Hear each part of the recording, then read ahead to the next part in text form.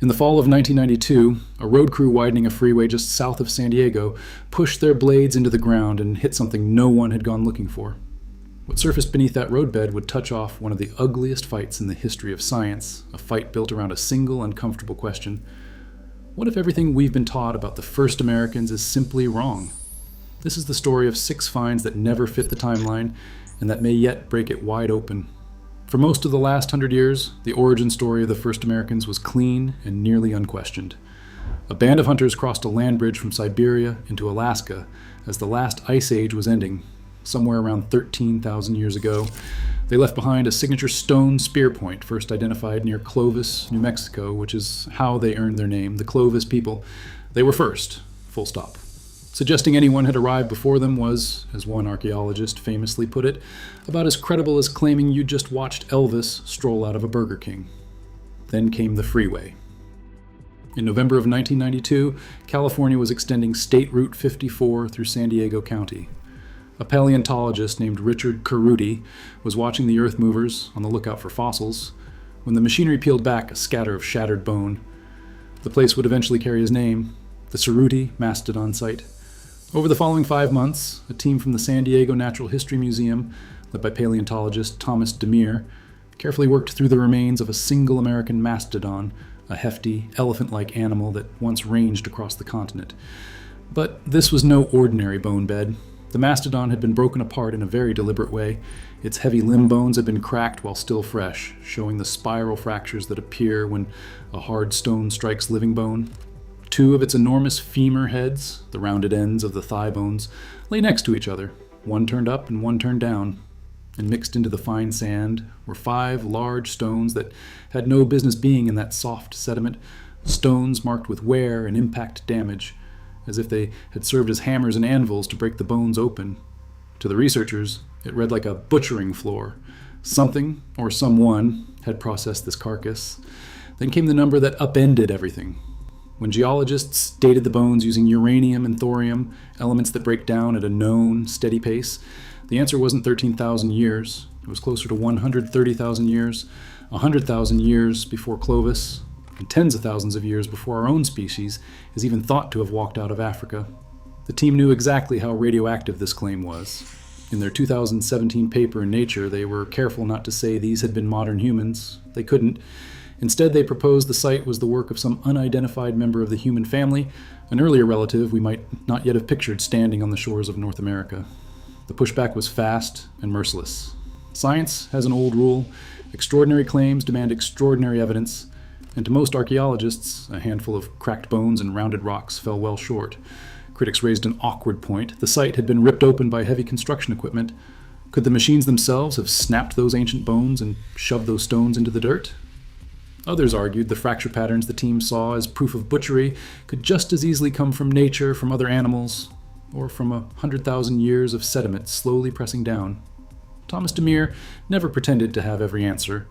He admitted plainly that a single site doesn't overturn a paradigm, but he stood behind the evidence and asked the field for something genuinely hard: an open mind, and a willingness to reconsider a story that had felt settled for generations. The Cerutti mastodon remains one of the most contested claims in American archaeology.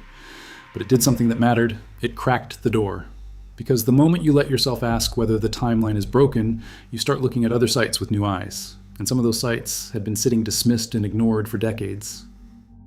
Travel 3,000 miles north of that freeway into the frozen heart of the Yukon, and you reach Bluefish Caves. They aren't grand, just 3 shallow hollows and a limestone ridge, none bigger than a small room, looking out over the Bluefish River about 54 kilometers southwest of a tiny community called Old Crow.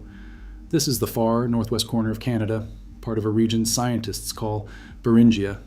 During the last ice age, with so much of the planet's water locked into glaciers, sea levels dropped and Beringia became a vast, cold, grassy land bridge linking Asia to the Americas. If people reached the New World on foot, this is the way they came. Between 1977 and 1987, archaeologist Jacques Cinq-Mars excavated these caves, and what he found stunned him. Among tens of thousands of animal bones, horses, caribou, and mammoths, he believed he could see the fingerprints of human work, cut marks, butchery. And when he dated some of the bones, a few reached back as far as 30,000 years. He said so out loud, and for that, he paid a price. In the 1980s, Clovis first was iron law. To announce a site twice as old as Clovis, in a place with few stone tools and no obvious hearth, was to invite ridicule. Cinq-Mars watched his findings brushed aside for decades. His work became a cautionary tale rather than a discovery, and he grew bitter, certain the establishment had refused to even look. And then, long after most people had stopped paying attention, someone looked again. A young French archaeologist named Lauriane Bourgeon returned to that old collection of bones, now packed away in boxes, and studied it with modern tools and modern eyes. She examined more than 30,000 fragments. On the jawbone of an ancient Yukon horse, she found something impossible to mistake: a run of straight, clean, parallel cuts, exactly where a stone blade would slice to take out the tongue. Not the ragged puncture of a wolf's teeth, not the scrape of a passing hoof, but the work of a tool held in a human hand. When those bones were radiocarbon dated at a lab in Oxford, the 2017 results confirmed it. Humans had been butchering horses in these caves as long as 24,000 years ago. In one stroke, Bluefish Caves became the oldest known archaeological site in North America, shoving the human story back nearly 10,000 years and quietly vindicating a man who'd been mocked for most of his career. It also fit neatly with a fresh idea: the Beringian standstill, the notion that a small population had been marooned on that land bridge for thousands of years, waiting as walls of ice sealed off the route south before finally spilling into the continent when the climate warmed. Even now, Bluefish isn't fully settled. Skeptics note the caves held no clear living floor, no charcoal from ancient fires, and that tying the dated bones precisely to the human marks can be difficult. Jacques cinq-mars died in 2021, still waiting for full acceptance. But the tide had turned, the wall of certainty was cracking, and the next crack came from a cave high in the mountains of Mexico. High in the dry mountains of northern Zacatecas sits a cave so remote and so hard to reach that almost no one would climb to it without a reason. It's called Chiquihuite, a dark chamber tucked under a limestone cliff nearly 3,000 meters above sea level, and in 2020 it produced a claim that made headlines everywhere. Archaeologist Cyprien Ardelean had been digging inside Chiquihuite for years. Deep in its floor, sealed beneath hardened mud and rubble, his team recovered close to 2,000 pieces of broken limestone. To Ardelean, these weren't random stones, they were tools: flakes, blades, points, and cores shaped by human hands. And the layers holding them were very old. When the team published in Nature, the dates were staggering.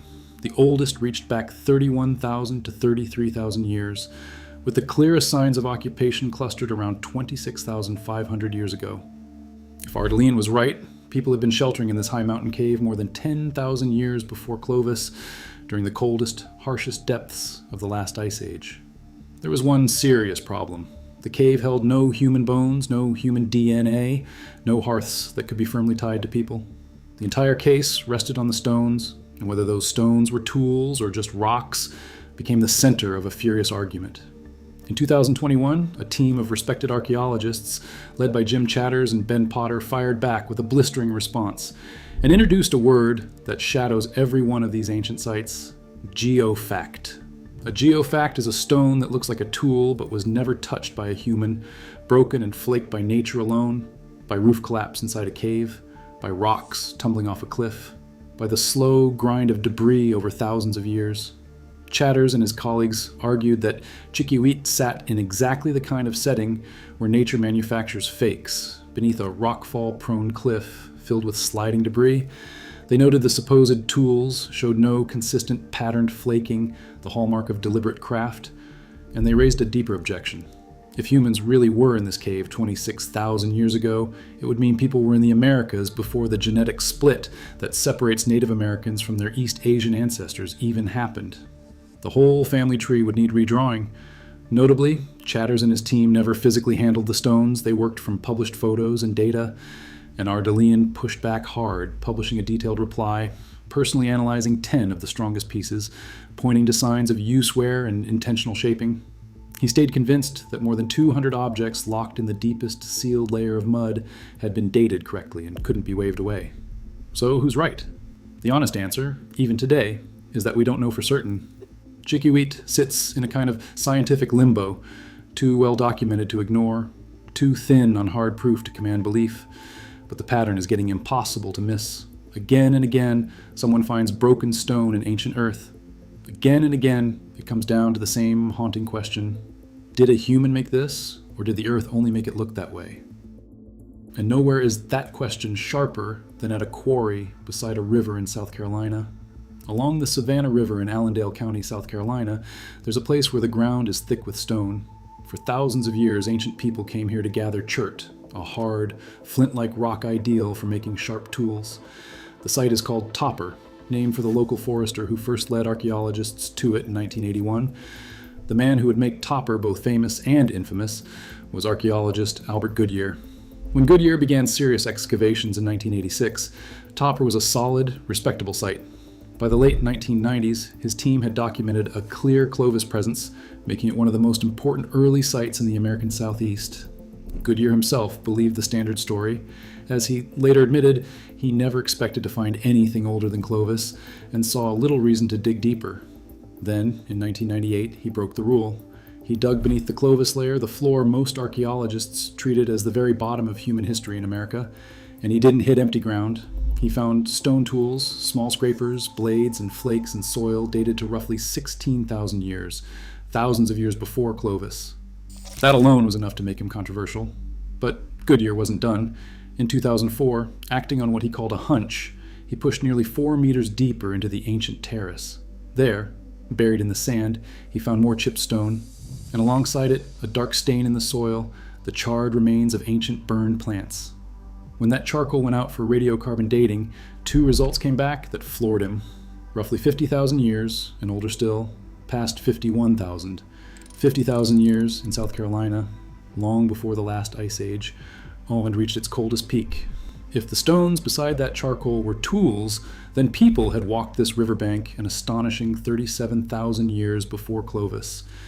Goodyear even had a showpiece, a large, worked chunk of chert he affectionately called Big Red, which he believed carried the clear, repeated strikes of a human hand. The criticism was immediate and well-aimed, and this time it lived inside the dating method itself. 50,000 years sits right at the outer edge of what radiocarbon dating can measure. Beyond that limit, a sample is effectively radiocarbon dead, and the reading becomes deeply unreliable. Critics argued the dark stain might not be a campfire at all, but the residue of a natural wildfire. And the stones drew the same verdict as ever from skeptics like Michael Waters and Michael Collins, natural fractures, geofacts. One critic pointed out that the deep tools looked nearly identical across an enormous span of time, essentially unchanged from 50,000 to 15,000 years ago, which is not how human tool-making behaves. Real technology evolves. These didn't.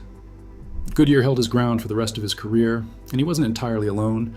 A later doctoral study argued that at least some of the Topper stones showed microscopic traces of genuine use, polish, and wear. But the mainstream never accepted the 50,000-year date. Topper became something stranger than proven or disproven, a permanent question mark, planted deep in the American earth. And it sets up 2 sites so extreme they push us out of debate and into the almost unbelievable. To understand this next story, you have to understand the man at its center, because he was no crank. He was one of the most celebrated scientists of the 20th century, Louis Leakey. Together with his wife Mary, Leakey had transformed our understanding of human origins in Africa, unearthing fossils that pushed the human story back millions of years and helped prove that humanity was born on the African continent. When Louis Leakey spoke about ancient humans, the world listened. In 1959, a California archaeologist named Ruth Diet Simpson brought Leakey some curious stones from the Mojave Desert near Barstow, from a place called the Calico Hills. To Simpson, they looked like scrapers, ancient tools. Leakey was intrigued for a reason all his own. He was convinced that the sheer number and variety of native languages across the Americas could not possibly have developed in a mere 12,000 years. It felt far too fast. He believed people had been here much longer, and that no one had simply dug deep enough to prove it. In 1963, with funding from the National Geographic Society, Leakey launched excavations at what became the Calico Early Man Site, the only site in the New World he ever worked on, and one he defended for the rest of his life. His team recovered thousands of broken stones they read as tools. In 1980, using uranium-thorium dating, geologists put an age on the deposits, roughly 200,000 years, not 200, not 20,000. 200,000 years, a number so vast it would place tool-making humans in California before our own species had fully emerged anywhere on Earth. One researcher tied to the site went even further, suggesting the stones might be 500,000 years old. The scientific community recoiled, and the objection was by now familiar. No human remains were ever found at Calico, not a single bone. The geologist Vance Haynes visited and delivered a devastating verdict. The stones were geofacts, fractured by the violent tumbling of an ancient river and debris flow that had once torn through the Calico hills. Nature had forged these tools, not people. The most painful blow came from inside Leakey's own family. His wife Mary, a brilliant scientist in her own right, did not share his faith in Calico. She wrote, with real anguish, that his involvement had cost her some of her academic respect for him, and she called the excavations catastrophic to his professional reputation. And yet, Louis Leakey never let go. He kept visiting several times a year, defending the site until his death in 1972. So what was Calico? Evidence of a lost human timeline erased from every textbook? Or the great blind spot of a great man who wanted so badly to find deep human roots in America that he saw tools where there were only rocks? To this day, the vast majority of scientists say the stones are natural. But Calico endures as one of archaeology's most haunting stories, a reminder that even genius can fall in love with an idea. And Calico isn't even the most extreme claim on this list. In the highlands of central Mexico, in the Valsequido Basin near the city of Puebla, lies a site whose dates are so staggering they make everything before them seem almost cautious. Its name is Hueyatlaco, and more than 60 years after it was found, it remains perhaps the single most contested archaeological site in all the Americas. The story begins in the early 1960s. A Mexican scholar named Juan Armenta Camacho, who had grown up in the region, and a young Harvard-trained archaeologist named Cynthia Irwin Williams began excavating a landscape littered with the fossilized bones of Ice Age giants, mammoths, mastodons, camels, dire wolves, ground sloths. It looked like a kill site, a place where ancient hunters had brought down and butchered enormous prey. And the tools weren't crude. Alongside simpler implements were sophisticated pieces, finely flaked double-edged blades, elegant projectile points, some made from stone carried in from far away. These were the work of skilled, experienced tool makers, embedded in the earth right beside the bones of extinct animals. The trouble, as always, was age, and here it became overwhelming. The site had no good carbon to test, so a young geologist named Virginia Steen McIntyre, an expert in dating volcanic ash layers, was brought in. Working with colleagues, she applied not one but several independent methods to the ash and sediment holding the tools. Uranium series dating, fission track dating, and more. The numbers that came back didn't just stretch the timeline, they demolished it. The dates centered around 260,000 years, and one method reached even further, suggesting 370,000. No one was prepared to accept those figures. They would place skilled tool makers in Mexico hundreds of thousands of years before modern humans are believed to have existed, on a continent supposedly empty of people until 13,000 years ago. What happened next became a legend of its own. The lead archaeologist, Cynthia Irwin Williams, was horrified by the extreme dates and publicly called them irresponsible. The geologist who produced them stood firm. Virginia Steen McIntyre found that defending the data carried a terrible cost. She has said that speaking up about Hueyatlaco damaged her career, that the results were buried, and that the establishment simply refused to grapple with what the dating showed. To this day, her supporters describe Hueyatlaco as a case of suppressed evidence, findings too dangerous to publish. Skeptics offer a calmer explanation. The dating methods of the 1960s and 70s were young and imperfect. Reworked sediment, where ancient volcanic material gets mixed with younger layers, can produce wildly inflated ages. There are no confirmed sites anywhere else in the Americas remotely this old, and no fossils of the ancient humans who supposedly made these tools. The dates, they argue, aren't a conspiracy. They're simply wrong.